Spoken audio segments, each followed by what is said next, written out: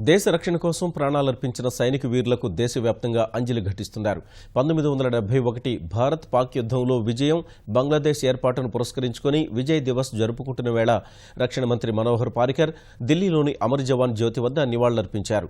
దేశం కోసం ప్రాణాల్ని తృణప్రాయంగా త్యజించిన అమర సైనికుల త్యాగాల్ని స్మరించుకున్న పారికర్ భారత సైన్యాన్ని మరింత బలోపేతం చేసే చర్యలు కొనసాగుతున్నట్లు వెల్లడించారు.